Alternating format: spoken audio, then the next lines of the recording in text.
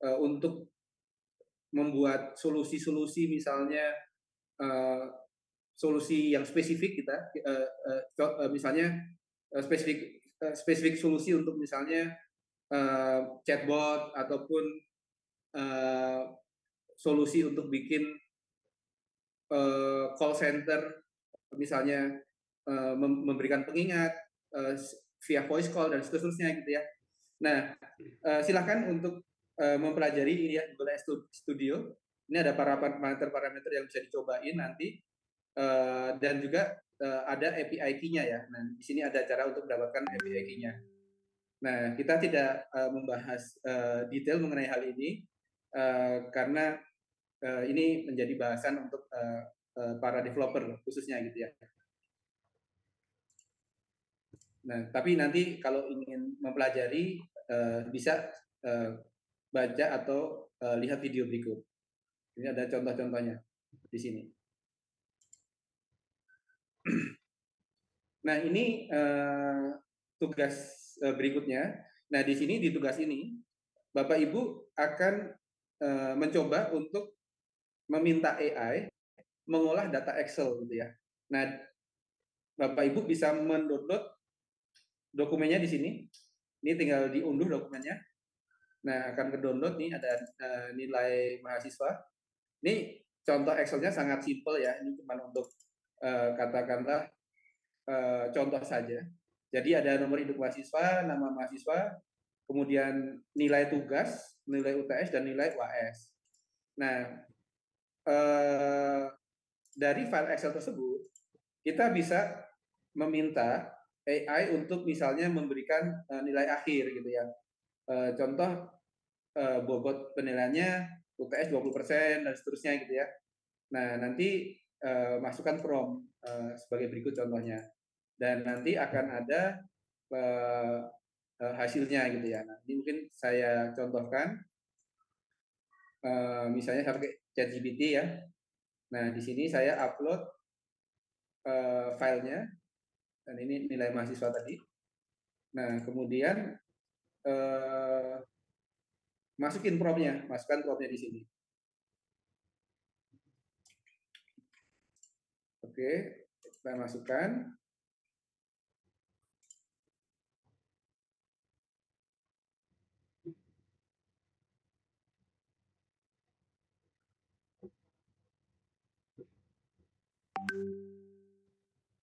Nah, ini contoh output dari AI-nya ya. Ini kemudian dia akan mengeluarkan hasilnya gitu ya. Nah, terus pertanyaannya apa? Siapa saja mahasiswa yang memperoleh nilai C gitu ya? Tinggal jawab aja mahasiswa yang memperoleh nilai C siapa? Oh, ada Budi, Eko, dan Ivan gitu ya. Nah, tinggal jawab di sini Budi, Eko, Ivan sebagai contoh. Nah, Bapak Ibu bisa berkreasi dengan lebih kompleks lagi ya, nanti silakan dicoba untuk latihannya gitu. Belum Ren? Di bawah.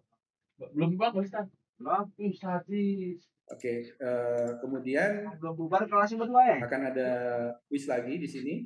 Terus apa langsung balik dia? Silakan nanti untuk quiznya juga dikerjakan dengan ngeklik tombol di sini ya. Nah, ini tinggal kita kerjain.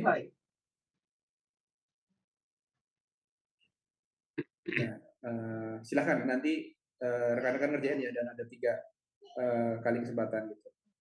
Nah, itu untuk di LMS-nya.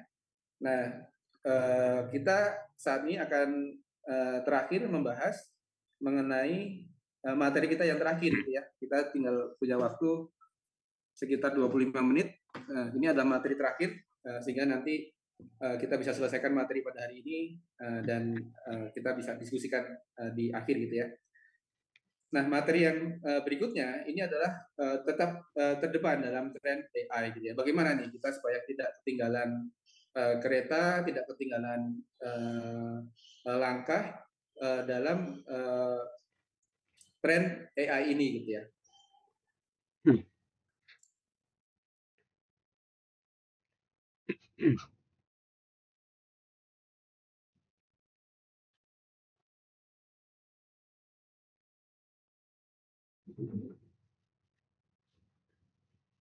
kita untuk bisa kemudian mempelajari apa saja ada di sana, bagaimana kalau kita ingin misalnya membuat solusi-solusi dengan AI dan seterusnya, itu ada di sini juga. Perkembangan terbaru juga akan disampaikan di sini gitu ya. Nah, kemudian juga ada OpenAI News, Bapak Ibu bisa cobain di sini. Nah, ini adalah katakanlah informasi-informasi terbaru dari OpenAI. Nah, OpenAI punya apa saja, dia punya perkembangan baru, nanti akan juga dipublikasi di sini. Nah, yang berikutnya ini ada DeepMind, blognya tim DeepMind ya. Nah, perkembangan terbaru mengenai Gemini ataupun dari tim DeepMind itu akan ada di sini. Jadi Bapak Ibu bisa coba untuk mengikutinya gitu ya. Nah, kemudian ini Hugging Face. Nah, ini juga ada forum diskusinya, ada contoh-contohnya dan seterusnya gitu. Bapak Ibu juga bisa ikuti di sini.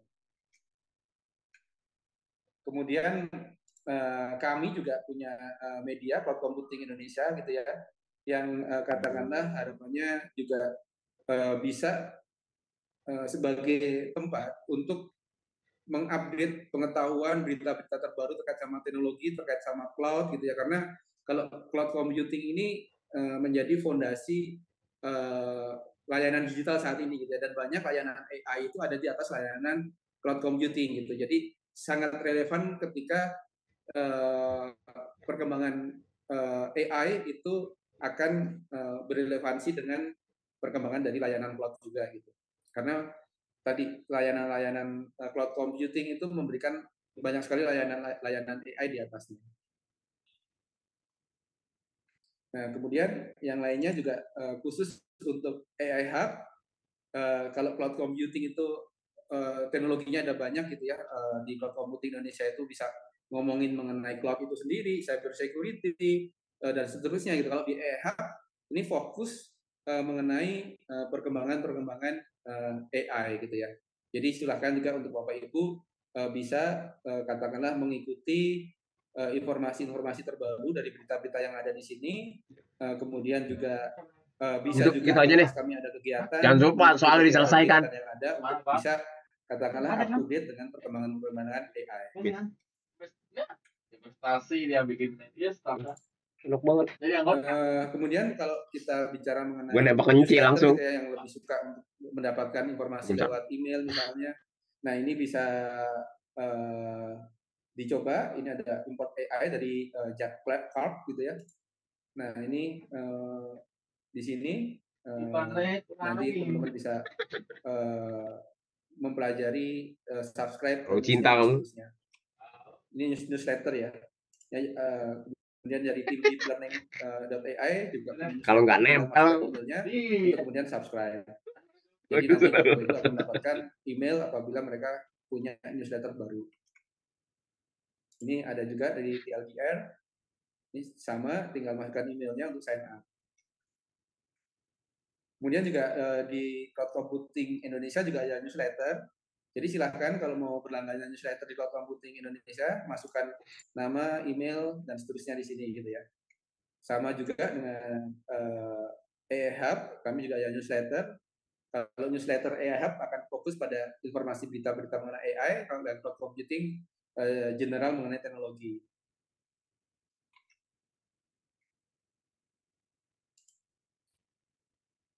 Kemudian terkait dengan forum ataupun komunitas diskusi, nah Bapak Ibu bisa coba misalnya bergabung ke Google Cloud Community.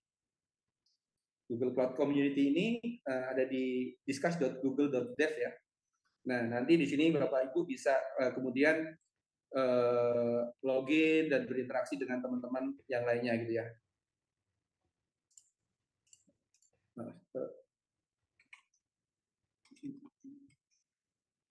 Nah, ini ada di Reddit juga. Silakan kalau mau mempelajari mengenai AI bisa juga di Reddit gitu ya. Ini ada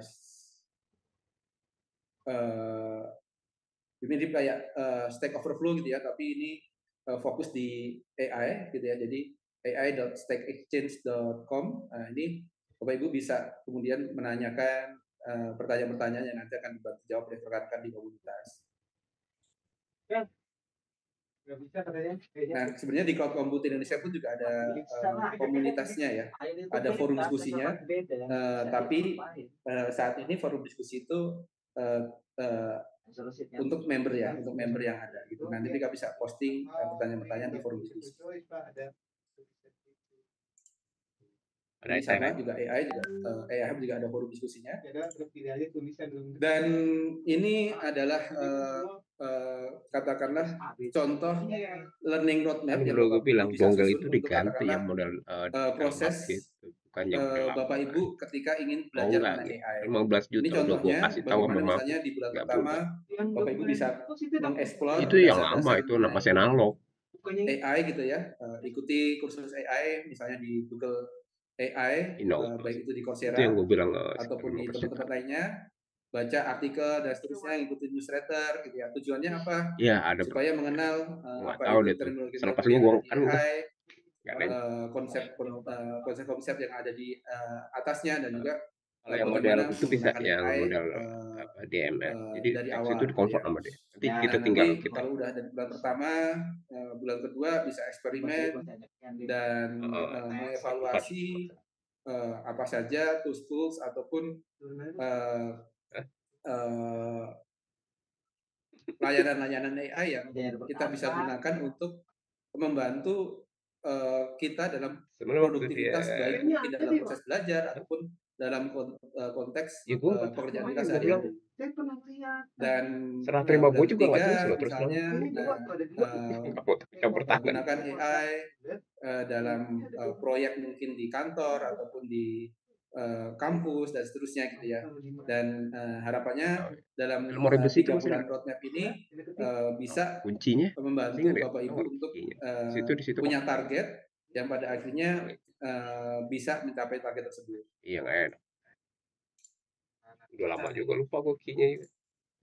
Oke, nah ini di LMS ada tugas di modul 3 ini Iya adalah user. Karena untuk si donggol tersebut langsung menjawab menuliskan itu, jadi lu rencana nggak perlu Bapak lagi Ibu untuk belajar validasi ke atau memperdalam sistemnya AI si dalam Tony punya. 3 bulan ke depan gitu ya. Jadi silakan nanti Udah bisa ada diisikan fasilitas di dalam LMS. ininya jawabannya. Maksudnya Oke, mungkin jadi itu key dimasukin materi kita dalam di apa di convert ke dalam sistemnya. tiga modul langsung jadi hari ini.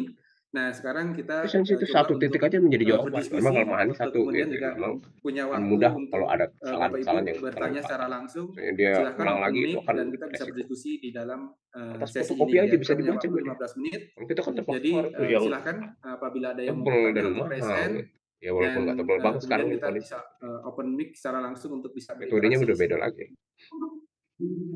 Izin Pak Ya, bertanya. silakan. Riki Pak. Ya, silakan Mas. Jangan bilang dari pasti ujungnya ke gue. Izin, Riki Pak, Perdana Kusuma. Maksudnya gini, kalau ini kan sudah sangat banyak sekali nih AI yang tadi disampaikan bahwa mereka mungkin berfokus berbeda-beda ya Pak ya. Ya. Nah, yang jadi pertanyaan tuh gini Pak, sebetulnya kalau yang mereka sajikan yang ngarepin untuk aku tuh berbayar dan ceritanya gue dalam posisi gratis itu apa sebetulnya sih? sejauh dalam apa sih Pak yang membedakan mereka gitu? Karena kalau misalnya Iya, saya hanya 3 tahun pengguna kan. yang biasa menggunakan Udah misalnya sejak yang lalu saya 3 tahun pakai itu lewat bener. ChatGPT karena apa ya lebih familiar lah dari tampilan, dari Kan cara dia otorisasi menjawab itu segala kan macam buru-buru gitu. kabur Nah dengan itu karena sebetulnya takut eh, ditanyakan.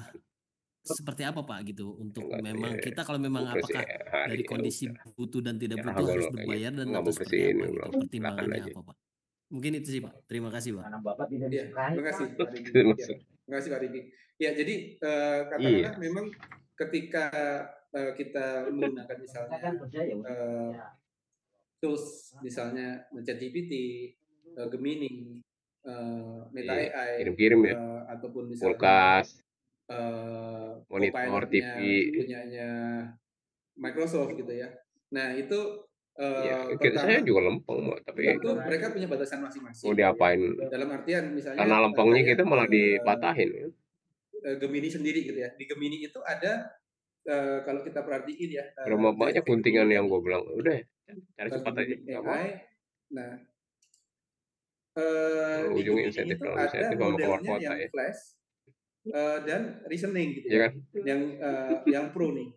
Nah, yang flash ini cukup untuk tugas sehari-hari yang butuh cepat dan seterusnya gitu ya. Tapi kalau misalnya butuh reasoning, Itu kalau nggak yang jantung mah muncul nggak. misalnya Kalau kenapa ya sih jawabannya kalau dia seperti nggak itu mikir dan seterusnya, pengen risiko tahu nyawa reasoningnya lewat. apa. Nah, kita bisa menggunakan yang ada di sini nih. Nah, kita bisa pilih yang reasoning gitu ya. Nah, ini kita bisa katakanlah misalnya nih kita pakai contoh aja yang ada di sini gitu ya. Nah, kita bisa pilih nih, Biasa oh, kalau ini apa mekanisme dia untuk mengambil keputusan atau jawaban itu gitu ya. Nah, kita bisa memperhatikan ada di sini. Jadi kita transparan bagaimana dia mengambil keputusan tersebut berdasarkan apa gitu. Nah, cuman yang pro ini ada batasannya. Jadi ada certain limitation, nanti kalau udah berapa kali kita harus upgrade gitu, karena ini tidak untuk yang umum, karena ini sifatnya kayak filter premiumnya lah. Jadi kalau nanti udah beberapa kali kita gunakan itu habis limitnya, kita harus bayar misalnya. Nah, jadi banyak yang memberikan layanan-layanan seperti itu. Jadi kalaupun misalnya apa kelebihannya dan seterusnya, itu akan sangat tergantung dari jenis layanan yang tadi, apakah pakai Google, Gemini ataupun yang lainnya. Nah, kalau ChatGPT juga akan ada beberapa model tuh. Jenis model-modelnya itu ada yang ini model untuk yang premium karena dia bisa memberikan filter apa dibanding yang lainnya misalnya. Jadi akan sangat tergantung. Kalau kita merasa misalnya sehari-hari saya udah cukup kok dengan filter yang free aja, udah membantu sekali misalnya, ya nggak ada masalah, pakai aja yang itu gitu ya. Tapi kalau misalnya butuh sesuatu yang lebih bagus, lebih menjanjikan sesuatu yang lebih cepat misalnya, nah kita bisa gunakan. Nah, kemarin belum lama ini Microsoft itu mengeluarkan layanan baru buat LLM ya, tapi ini untuk developer ya, namanya GitHub Spark. Nah, GitHub Spark ini filter premium dari apa kata-kata dari Microsoft. Nah, wajib itu bisa ngapain gitu ya. Nah, ini khusus buat developer. aktivitas orang. Jadi kalau misalnya saya mau bikin aplikasi, saya tinggal bikin query untuk kemudian aplikasi itu bisa dibuatkan prototipe-nya gitu ya. Nah, saya tinggal katakanlah menggunakan chat. Nah, misalnya mau nambahkan apa dan seterusnya. Misalnya hasilnya seperti ini. Oh, saya maunya jangan 2 kolom, 3 kolom dan seterusnya.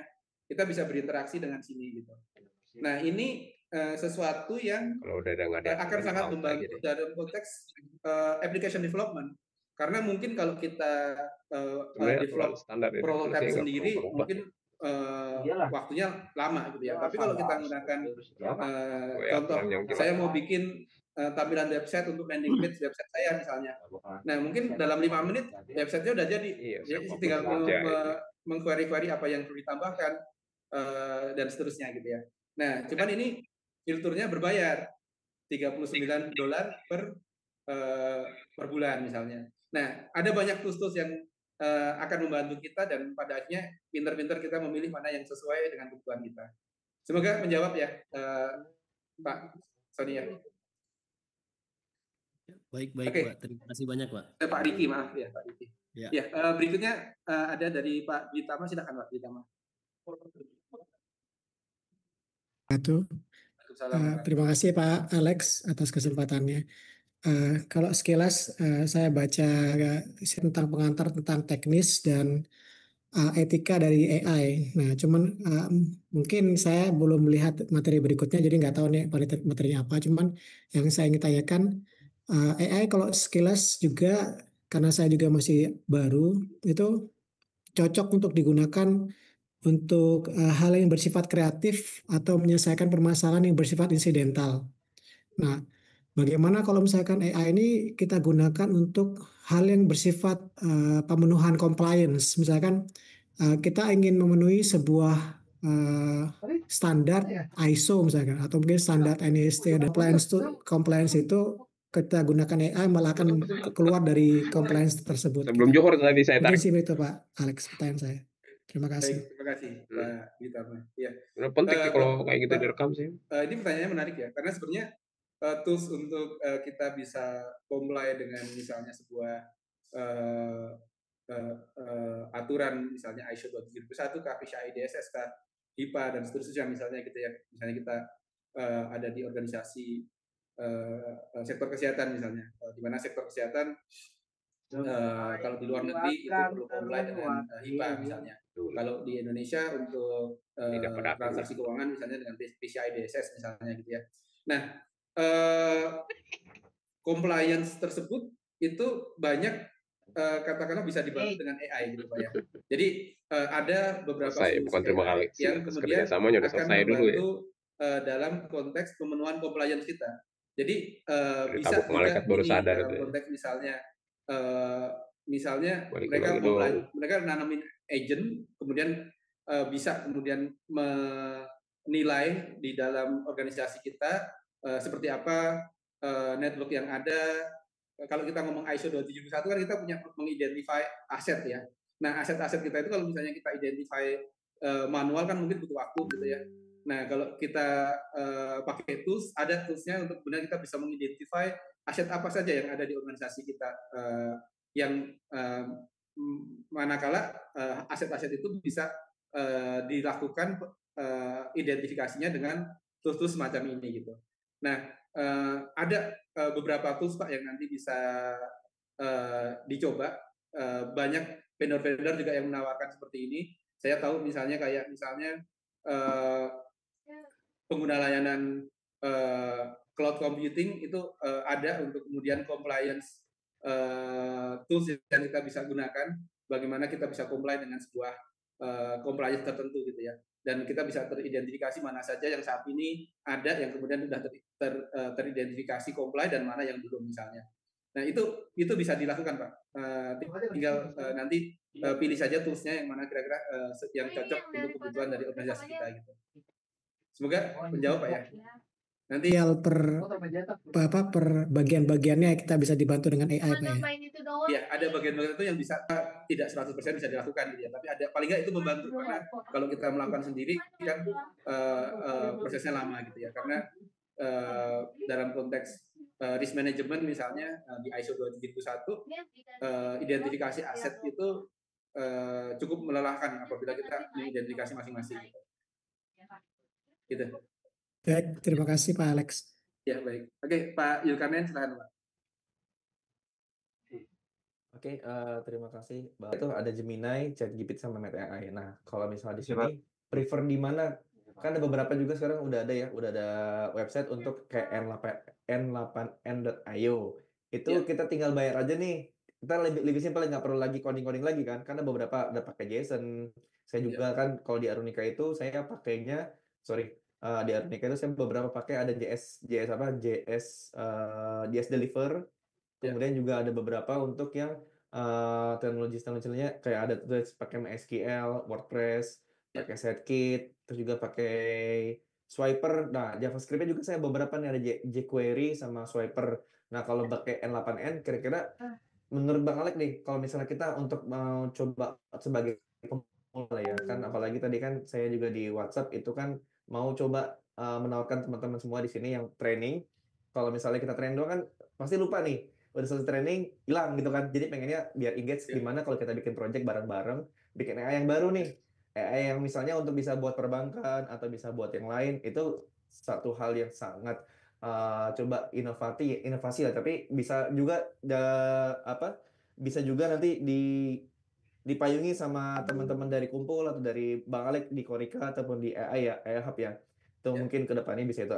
Kira-kira kita sebagai pemula yang mau masuk ke dunia AI itu yang nggak susah untuk codingnya, itu pakai yang mana? Apa langsung kita beli aja nih, bayar N8N.io itu bayar aja nih berapa dolar kan? Ada yang paling lengkap itu kan tinggal nanti hubungin dari tim N8N, itu nggak usah kita coding lagi, tinggal kita masukin promnya aja mau masuk kemana nanti, dan bisa langsung ke GPT atau Gemini ataupun yang lainnya. Itu mungkin Bang Alek minta advice-nya, sama nanti mungkin setelah training ini kalau misalnya ada teman-teman yang mau ikut bareng ataupun kita misalnya diskusi bareng lagi biar bisa bikin AI baru nih buat teman-teman di kantornya masing-masing. Apalagi saya sekarang di asuransi, saya bingung asuransi butuh nggak ya? Kayaknya sih butuh banget ya asuransi ya buat ngejawab-jawabin masalah nasabah ya ataupun yang kayak handling komplain ya. Itu mungkin siap. Bang Alek, makasih Ya, banyak ya. baik Pak Yulkanen, terima kasih. Ya, mungkin tadi sempat disampaikan N8N.io ya. Nah, sebenarnya apa sih N8N.io itu? N8N.io itu sebenarnya adalah workflow automation gitu ya. Apa sih maksudnya workflow gitu ya? Nah, biasanya ini digunakan apabila kita katakanlah membutuhkan sebuah workflow proses, di mana di masing-masing proses itu misalnya perlu berkomunikasi dengan sistem lain ataupun dengan internal sistem kita ataupun bahkan dengan apa katakanlah sistem di luar sana misalnya gitu ya. Nah, N8N.io ini memang saat ini banyak katakanlah digunakan untuk misalnya bikin agentic AI dan seterusnya gitu ya. Nah, tapi fondasinya sebenarnya mereka ini adalah workflow gitu ya. Nah, di mana ketika kita bikin dengan N8N.io ini, kita bisa katakanlah cukup menggambar prosesnya seperti apa, nanti narik-narik apa item-itemnya dari mana saja, untuk kemudian kita bisa prosesnya digambarkan seperti ini gitu ya. Nah, cuman tetap saja bahwa ketika misalnya komponen-komponen ini tidak ada di dalam N8N.io-nya, nah ini butuh proses yang sifatnya memahami dan juga mengimplementasikannya secara sendiri gitu ya, karena belum tentu komponen-komponennya itu semuanya available gitu ya. Nah, apa yang katakanlah plugin atau komponen yang sudah terintegrasi. Nah, ini kurang lebih di sini disampaikan ada kurang lebih 500 integration yang ada gitu ya. Nah, ini contoh-contoh integration-nya. Nah, ini dengan apa saja yang ada di sini gitu. Nah, tapi N8N.io ini fungsinya adalah workflow Recording process stopped. atau integration-nya gitu. Nah, jadi lebih untuk membantu integrasi antara satu sistem dengan sistem yang lain, dan ini tidak harus berbayar gitu ya, karena N8N.io ini mereka punya beberapa produk pricing gitu ya. Nah, ini kalau misalnya mau di sistemnya mereka, tapi kita juga bisa tanamkan N8N.io ini untuk misalnya untuk development, untuk internal proses kita sendiri dan seterusnya, itu bisa kita lakukan secara mandiri dengan sistem infrastruktur kita sendiri yang pada akhirnya itu tidak perlu ada biaya yang kita perlu bayarkan ke mereka gitu ya, karena selama aplikasinya itu untuk internal proses kita dan bukan untuk dikomersialkan, maka kita bisa melakukan itu secara gratis gitu ya. Nah, tapi kalau misalnya mau infrastrukturnya di tempatnya mereka dan seterusnya, nah nanti ada pricing-nya kurang lebih seperti ini gitu. Nah, tadi kalau misalnya ada tawaran dari Pak Yulkanen, ada nggak yang tertarik untuk kemudian melakukan riset ataupun ini bareng dan seterusnya gitu ya. Nah, ini di sini kan juga banyak Bapak Ibu dari kampus gitu ya. Nah, ini sebenarnya apabila kemudian ingin punya ide apa yang kemudian kita bisa lakukan bersama dan seterusnya. Nah, ini sebenarnya hal yang sangat bagus buat kampus untuk kemudian bisa dekat dengan kebutuhan dari industri gitu ya, sehingga pada akhirnya bisa menjadi suatu mekanisme komunikasi antara industri dengan kampus. Nah, kami di EHAB sendiri itu punya wacana untuk kemudian nanti kita bisa publikasikan apa kebutuhan dari industri yang ada, kemudian nanti para member yang lain dari kampus dan sebagainya bisa melihat, oh ini ada yang punya ide kayak gini nih, saya tertarik untuk join di projectnya. dan seterusnya, sehingga nanti kemudian itu bisa menjadi proyek-proyek baru yang barangkali dari proses tersebut bisa menghasilkan solusi-solusi baru gitu ya. Nah, mungkin ini yang sesuatu yang nanti perlu kita inisiasi dan kita lakukan bersama gitu Pak Zulkarnain, dan moga-moga nanti banyak yang kemudian mau terlibat dan seterusnya gitu. Tapi ya kalau misalnya dari Pak Zulkarnain ada use case-nya, mungkin bisa disampaikan. Kalau asuransi butuh apa nih biasanya? Oh, asuransi saya butuh nih misalnya untuk mengidentifikasi calon-calon customer yang baik, atau bagaimana nih mengotomasi kalau mau menawarkan produk asuransinya, bisa misalnya dengan otomasi gitu. Jadi proses otomasi lewat voice call, tapi yang nge-call ini sebenarnya bukan manusia, tapi dia bisa act as a human yang kemudian bisa menjawab dari pengetahuan aja lewat misalnya lewat call gitu. Itu sebuah ide-ide yang sebenarnya dimungkinkan gitu ya. Pada akhirnya daripada saya punya banyak agent sales gitu, saya bisa tanamkan pengetahuan mereka ke dalam mesin untuk kemudian mereka bisa melakukan seperti yang ada, yang pada akhirnya cost-nya bisa lebih efisien. Mungkin itu ide-ide yang ada ya, kita bisa explore lebih banyak lagi ke depannya gitu. Dan ini pertemuan kita yang pertama. Recording in progress. Masih sangat basic sekali pertemuan yang pertama ini, dan masih akan ada pertemuan besok dan lusa yang harapannya bisa semakin meningkat dari kompleksitas ataupun dari pengetahuan-pengetahuan yang baru lainnya gitu ya. Nah, jadi silakan Bapak Ibu untuk bergabung pada sesi kita besok. Saya cek dulu untuk yang absensi sebelum kita akhiri, karena nanti kalau udah diakhiri absensinya nggak bisa untuk absen lagi. Saya cek terlebih dahulu yang absensi.